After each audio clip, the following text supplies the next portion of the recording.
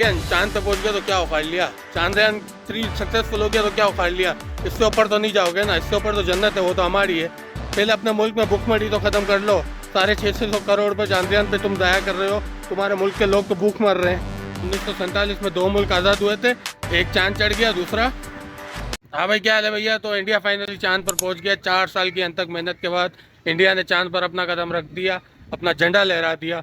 तो सबसे पहले इंडिया को और दुनिया में जितने भी इंडियंस जहाँ कहीं भी रहते हो, उन सबको मेरी तरफ से बहुत बहुत मुबारक। लेकिन यहाँ पर एक मिर्ज़ा गालिब साहब का एक शेर याद आता है कि दिल को बहलाने के लिए ये ख्याल अच्छा है। लेकिन इस शेर को इतना सीरियस ले लिया हमारे पाकिस्तानी भाइयों ने और साउथ एशिया के लोगों ने कि वो ट्वीट करके ये कर रहे हैं कि ये साउथ एशिया के लिए और सब कॉन्टिनेंट के लिए एक बहुत बड़ा मौका है। तो यहाँ पर मैं उनको ये कहता चलूँ कि भैया चवले ना मारे, ये सिर्फ और सिर्फ इंडिया की हार्डवर्क है। इंडिया को ही अप्रिशिएट करना चाहिए और इंडिया को ही इसका पूरा क्रेडिट मिलना चाहिए। इंडिया की बहुत बड़ी अचीवमेंट है। ये कोई एक आसान काम नहीं है चांद पर जाना। अगर चांद पर जाना आसान काम होता तो हर सिद्दीक भाई, लतीफ़ भाई, रशीद भाई, हर कोई चांद पर पहुंचा हुआ होता, लेकिन ऐसा नहीं है। इसके लिए बहुत सारी हार्डवर्क, डेडिकेशन, बहुत सारा पेशेंस और right man for the right job. सबसे ज़्यादा ये इंपॉर्टेंट है जो इंडिया ने किया और आज वो चांद पर पहुंच गए हैं। आज की वीडियो में जिस बारे में मैं बात करना चाह रहा हूँ ना, वो बात बहुत इंपॉर्टेंट है। अगर वो बात आप समझ गए ना, तो आपको समझ आ जाएगा कि 1947 में 2 मुल्क आज़ाद हुए थे, एक चांद चढ़ गया, दूसरा। तो सबसे पहले आप इस फोटो को गौर से देखें। ये फोटो अमेरिका के न्यूयॉर्क टाइम पेपर में छपी थी और यहाँ पर इंडिया का मजाक उड़ाया जा रहा था कि इंडिया कभी भी स्पेस एलिट ग्रुप का मेंबर नहीं बन सकता। यहाँ पर सिर्फ यूएसएसआर, रशिया, चाइना और अमेरिका का कब्जा है। यहाँ पर इंडिया कभी भी अपना पाँव नहीं जमा सकता। लेकिन अगर इस फोटो को आप गौर से देखें ना, तो इस फोटो में इन्होंने सिर्फ एक इंडियन आदमी नहीं बल्कि एक इंडियन आदमी के साथ एक गाय को भी लगाया हुआ है। और जैसा कि हम सब जानते हैं कि हिंदू मजहब में गाय के एक रिलीजियस वैल्यू है। लेकिन आपने कहीं भी सुना कि यूएसए को बैन कर दो, रशिया के प्रोडक्ट्स का बाइकआउट करो, चाइना का बाइकआउट करो, चाइना को बैन करो कि उन्होंने हमारे साथ ये मजाक उड़ाया, हमारे रिलीजन का मजाक उड़ाया, हमारे धर्म का मजाक उड़ाया। आपने ये बातें कोई भी नहीं सुनी ना एहतजाज हुआ, ना कुछ हुआ। अगर कुछ हुआ तो चांद्रयान 3 हुआ और पूरी की पूरी दुनिया को सीधे मुंह की जगह उल्टे हाथ की चमाट लगी कि हमने ये कर दिखाया। उन्होंने ना एहतजाज किया, ना बातें की, ना फजूल में धरने दिए। उन्होंने अपना काम किया और अपने काम के जरिए सारे दुनिया को चुप करा दिया कि इंडिया किस चीज़ का कैपेबल है। और स्पेस एलिट जिस क्लास की आप बात कर रहे थे ना, तो आप सब चांद की एक जगह पर गए थे। इंडिया वाहिद मुल्क है जो चांद के साउथ पोल पर अपना कदम रख चुका, अपना झंडा लहरा चुका, दुनिया में पहला मुल्क। तो इसे कहते हैं रिवेंज, इसे कहते हैं बदला लेना, इसे कहते हैं मुंह तोड़ जवाब देना। हमारी तरह नहीं कि यहाँ एहतजाज पर बैठ गए, वहाँ बाइकआउट कर दिया चीज़ों का, इसको बाइकआउट, उसको बाइकआउट, एहतजाज करो, इसका बाइकआउट, उसका बाइकआउट। ये नहीं किया, अपना काम किया, अपना काम करके आगे बढ़े। और पाकिस्तानियों को भी यही चाहिए कि right person for the right job at the right time at the right place.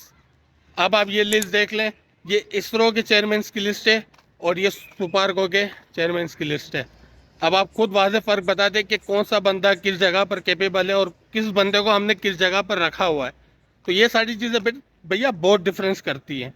ये सारी चीज़ें बहुत बड़ा इम्पेक्ट करती हैं कि आप किस जगह जा रहे हैं, आपका क्या लेवल है, तरीके का काम करना चाह रहे हैं।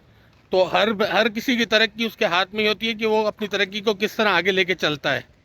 अभी कुछ लोगों की सोच यही है ना कि भाई इंडियन चांद पे पहुंच गया तो क्या उखाड़ लिया। चांद्रयान 3 सक्सेसफुल हो गया तो क्या उखाड़ लिया। इससे ऊपर तो नहीं जाओगे ना, इससे ऊपर तो जन्नत है, वो तो हमारी है। पहले अपने मुल्क में भूखमरी तो खत्म कर लो। 650 करोड़ रुपए चांद्रयान पे तुम जाया कर रहे हो, तुम्हारे मुल्क के लोग तो भूख मर रहे हैं। तो भैया ये सिर्फ बोलने की बातें, अपने दिल को बहलाने की बातें। इंडिया ने जो किया है वो चीज़ इंडिया को बहुत अमीर करने वाली है और इंडिया को मालूम है कि उन्होंने क्या किया है और किस वजह से किया है। अब आपको क्या लग रहा है कि चांद्रयान 3 जो गया है, वो इंडिया ने 650 करोड़ रुपए जो लगाए हैं, तो उससे कुछ इंडिया को कुछ हासिल नहीं होगा। अगर इंडिया दुनिया में सिर्फ नाम करने के लिए थोड़ी गया है, वो वहाँ से इतने पैसे कमाएगा ना कि जितने आपकी पाकिस्तानियों की तो वैसी सोच है कि हमारा मुल्क कभी इतने पैसे कमा सकता है। अनटिल एंड अनलेस हमारे पास कोई एक अच्छा लीडर ना आए जिसके पास ऐसा कोई विजन हो कि पाकिस्तान को आगे लेके जाए।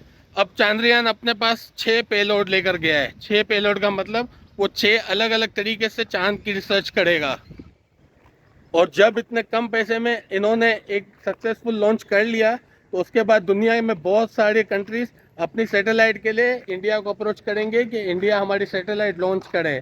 और माइट भी पॉसिबल कि अगर इंडिया चांद्रयान पे सक्सेसफुल हो गया तो चांद हमारा नेक्स्ट चेक पोस्ट होगा। अगर हमारे यहाँ से दुनिया से किसी को किसी और प्लेनेट पर रिसर्च करने जाना होगा तो वो चांद पर जाकर रुकेगा। ये भाई बहुत फ्यूचरिस्टिक प्लानिंग है। ये समझने से पहले आप ये समझ लें कि हमें हमारे मुल्क पे और अपने आप पे फोकस करना है, दूसरों के बारे में बातें नहीं करनी है, अपने मुल्क की तरक्की के बारे में सोचना है। और दूसरी बात यह है कि अगर इंडिया ने कुछ अच्छा अचीव किया है तो अप्रिशिएट करो, उनको अप्रिशिएट करो, उनके बारे में इनकी तरह सोचना सीखो और अपने मुल्क में अपने नौजवान नस्लों को, अपने बच्चों को एजुकेशन की तरफ लाओ। क्योंकि ये जो चांद पर गए हैं वो सारे एजुकेशन हासिल करके ही गए हैं, वो पढ़ लिख कर ही गए हैं। मैं अपने मुल्क के नौजवान बच्चों को यही कहना चाहूँगा कि बेटा जितनी हो सके पढ़ाई करो। अगर यहाँ नहीं होता तो वीज़े की कोशिश करो, बाहर जाके पढ़ाई करो, अपने मुल्क का नाम रोशन करो।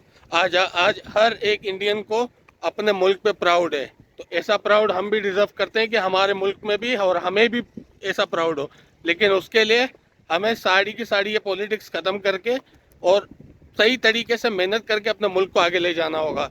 और आखिर में एक और बार इंडिया को कॉन्ग्रेचुलेशन। हम जैसे बंदे बड़े खुश हैं इंडिया से, इंडिया की तरक्की से, कि इंडिया आगे बढ़ रहा है।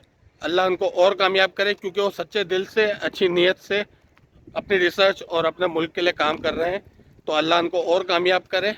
अब तक के लिए इतने ही, मिलते हैं अगले हफ्ते। अपना ध्यान रखेगा। अल्लाह हाफिज़, अस्सलाम वालेकुम।